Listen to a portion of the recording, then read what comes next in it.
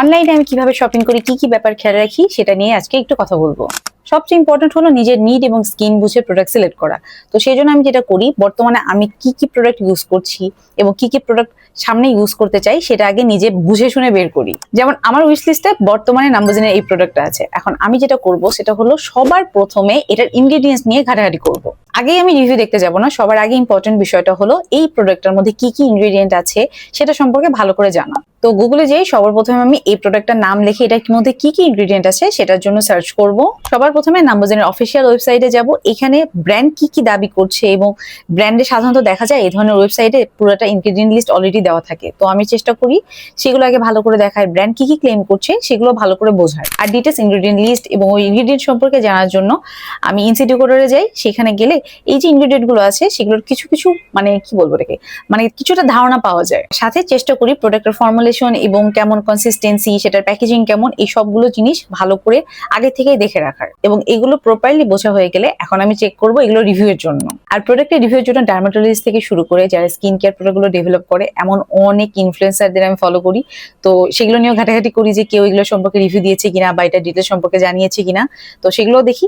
সাথে সাথে আমি যেটা করি সেটা হলো ইন্টারন্যাশনাল প্ল্যাটফর্মে এটার কেমন রিভিউ আছে সেগুলো চেক করি। যেমন রেডিট, ইয়েস্টাইল, এই টাইপের যে ওয়েবসাইট গুলো থাকে সেখানে রেগুলার কাস্টমাররা কেমন রিভিউ দিয়েছে সেগুলো দেখার চেষ্টা করি। ইয়েস্টাইল অ্যাকচুয়ালি খুব একটা ভরসাযোগ্য আমার কাছে মনে হয় না, কারণ ইয়েস্টাইলে দেওয়া বেশিরভাগ রিভিউ আমার কাছে পিয়ার রিলেটেড হয়, যে পিয়ার পাওয়ার পর বা ইয়েস্টাইল ইনফ্লুয়েন্সারদের রিভিউ থাকে, এইটার জন্য আমি খুব একটা রিলাই করি না।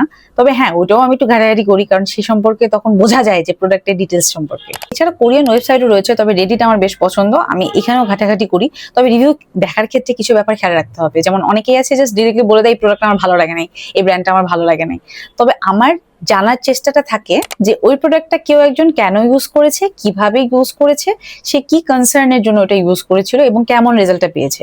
না হলে জাস্ট একটা কমেন্ট যদি আমি এমন পড়ি যে এই প্রোডাক্ট আমি ইউজ করেছি, আমার স্কিনে র্যাশ হয়েছে বা আমার স্কিনের কোনো প্রবলেম হয়েছে, তখন কিন্তু আসলে ভালো করে বোঝা যায় না। আর এক একজন এক এক রকম স্কিন প্রবলেমের জন্য প্রোডাক্ট ইউজ করে, তাই কে কোনটা ইউজ করছে, কেন ইউজ করছে, এটা প্রপারলি আসলে বোঝা বেশ টাফ।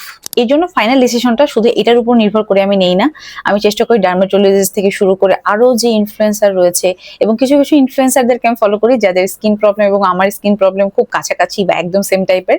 তো আমি চেষ্টা করি তারা কি বলছে এবং তাদের কমেন্টে অন্য সবাই কি কি কমেন্ট করছে বা কি ডিটেলস বলছে সেগুলো একটু চেক করার। আর এই সব কিছু দেখার পর আমার যদি মনে হয় হ্যাঁ এই প্রোডাক্টটা আমার স্কিনের জন্য ভালো হতে পারে বা আমার স্কিনে যে প্রবলেমটার জন্য আমি ইউজ করতে চাচ্ছি সেটা কাজে দিতে পারে, তারপর আমি ঠিক করি যে হ্যাঁ ভাই এখন আমি এই প্রোডাক্টটা কিনবো। আচ্ছা, এখন যদি কেনার কথা বলি, আমি খুবই কিপটা একজন কাস্টমার। আমি মোটেও একটা পেজ বা একটা ওয়েবসাইট ঘাটাঘাটি করি না। আমি অনেকগুলো পেজ, অনেকগুলো ওয়েবসাইট ঘাটাঘাটি করি যেখানে আমার কাছে মনে হয় যে হ্যাঁ প্রাইস আমার খুব মন মতো হচ্ছে এবং আমি একসাথে 2-3টা প্রোডাক্ট কিনবো যেখানে আমার প্রাইস তুলনামূলক একটু কম থাকবে, আমি সেখানে অর্ডার করি। জানি না এই ভিডিওটা আপনাদের জন্য হেল্পফুল হবে কিনা, তবে আমি চেষ্টা করলাম কিছুটা ডিটেলস আপনাদের সাথে শেয়ার করার।